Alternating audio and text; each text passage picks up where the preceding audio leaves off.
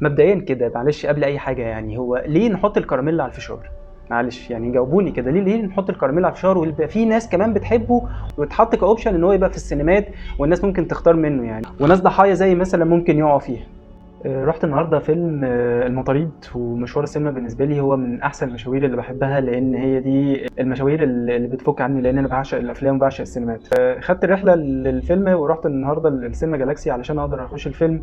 فطبيعي ان كل واحد يعني حابب ان هو الفيلم يطلع على قد الوقت والفلوس والمشوار اللي ممكن يروح للسينما علشان يبقى ايه مرضي بالمشوار، فيبقى الفيلم بالنسبه له ممتع ويكافئه في الاخر. عشان كده خدت المشوار ورحت وحضرت الفيلم، وانا عامل الفيديو ده وعامل فلوج ده علشان اقدر انصح كل حد عايز يروح الفيلم ده اذا كان الفيلم يستحق فعلا ان هو يخش ولا لا.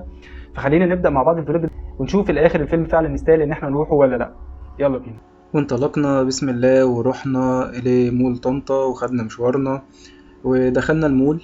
وانا بصراحه كان اول مره اخش مول طنطا مخصوص عشان اروح سينما، لان انا اول مره اخش سينما جالاكسي هناك في مول طنطا. ودخلنا واول ما شفنا بقى البوستر بتاع فيلم محمد هنيدي اللي كان كل مؤيد ان الفيلم من اوحش افلام محمد هنيدي خالص، عشان كان كده كان بعيدة خالص عن تخيلاتنا ان احنا نخش. واحنا كنا رايحين موجهين ان احنا نخش الفيلم بتاع فيلم المطاريد، كل لان كنت شايف من الاعلان بتاعه ان هو كان هيبقى فيلم حلو وفيه كوميديا كويسة ان شاء الله. ووقفنا نجيب التذاكر، الدنيا ما كانتش زحمة قوي، يا دوب خلاص استنينا حد بس وبعدين خدنا تذاكر وتعشمت بقى ان يا رب الفيلم ان شاء الله يطلع كويس. وقطعنا تذاكر ودخلنا بقى الصالة دي اللي هي صالة الانتظار. صالة الانتظار بقى هنا بيبقى فيها كذا شاشة، والبوسترات طبعا بتاعت الافلام المعروضة كلها، وفي اماكن استراحة برضو لو انت حابب ان انت تقعد تشرب قهوة ولا حاجة. كل ده متاح برضو، فيه كراسي وفيه ترابيزات.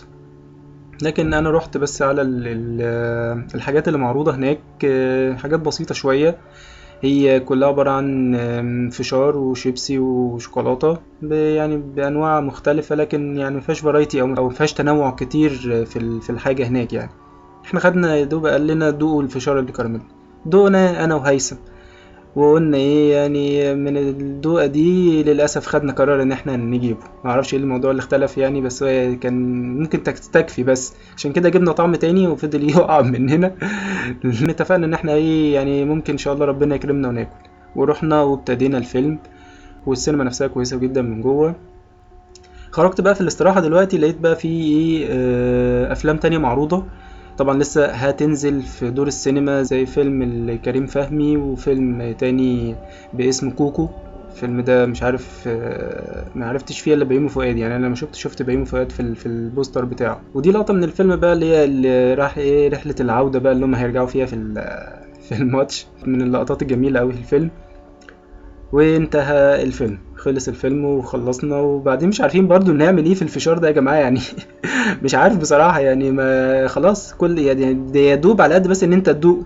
فضلنا نبحث وندور لحد ما خلاص سيبناه ومشينا. بس واخدكم بقى جولة كده في مول طنطا، تلفوا شوية معايا تشوفوا برضو المول نفسه عامل ازاي، وقريب في انشاءاته طبعا وتوزيعه من مول مصر ومول العرب. وطبعا البارتيشنز اللي هي بتبقى في الانتظار في النص دي هي تقريبا نفس الشكل ونفس الستايل بالظبط. خدوا جولة معايا سريعة كده لكن طبعا انا يعني للأسف بعد الفيلم ما خلص كان خلاص المول بيشطب وكل واحد تقريبا خلاص بيقفل، فالدنيا كلها تقريبا شبه مقفلة. لكن دي برضو الناس اللي هي كانت لسه فاتحة وايه، قلت اوريها لكم برضو ايه بالمرة واحنا في المول ايه الدنيا.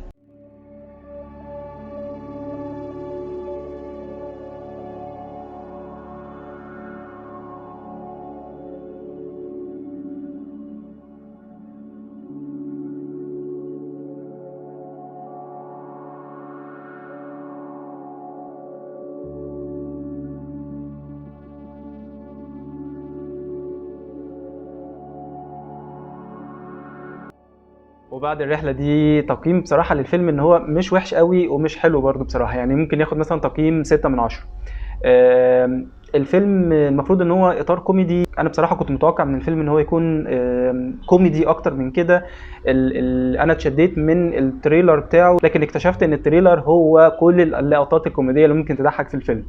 في ناس مش مساحتهم ومش امكانياتهم ومش ادوارهم صراحه بالنسبه لي خالص، زي محمود الليثي او محمود البزاوي. الفيلم انا شايف ان قصته كلها فيها فانتازيا شويه، ان قصه التجميعه اللي بينتصروا على الشر في الاخر. وبالمناسبه اياد نصار عامل دور جميل جدا، هو رغم ان هو مش واخد مساحه كبيره لكن تغيير حلو قوي لاياد نصار. التجميعه كلها شباب زي الفل، لكن انا شايف ان احسن واحد بالنسبه لي في الفيلم ده واكتر واحد ضحكني هو مصطفى غريب، اللي هو كان ابن الكبير قوي في المسلسل بتاع احمد مكي. تحفه مسخره الواد ده بصراحه، ومتنبئ له مستقبل كبير. طبعا طه دسوقي برضو مش واخد مساحه كبيره للكوميديا اللي عنده.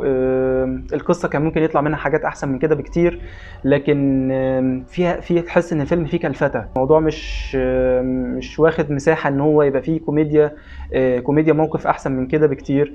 انا يمكن شايف ان التاتش الدرامي اللي في الفيلم احلى كتير من الكوميديا كلها، لان احمد حاتم وطارق عماد الاثنين اصلا دراما اكتر منهم كوميديا من وجهة نظري، فعشان كده التاتش اللي فيه دراما بقى لما اياد نصار بيوقع ما بينهم هو ده الاحلى في الفيلم بالنسبه كدراما عن اصلا تصنيف الفيلم ككوميديا كله. يعني الفيلم ممكن تستناه عادي ان انت لما ينزل وتتفرج عليه، ما يستاهلش مشوار السينما، لان الفيلم ما فيهوش اللي يعوضك عن زي ما قلنا الوقت والفلوس والمشوار اللي انت ممكن تروحه من السينما مخصوص عشان الفيلم.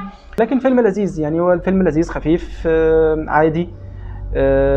انا بس اللي كنت فاكر ان الفيلم فيه احلى من التريلر بكتير، لكن عامه فيلم لذيذ وخفيف يعني. نيجي بقى للسينما.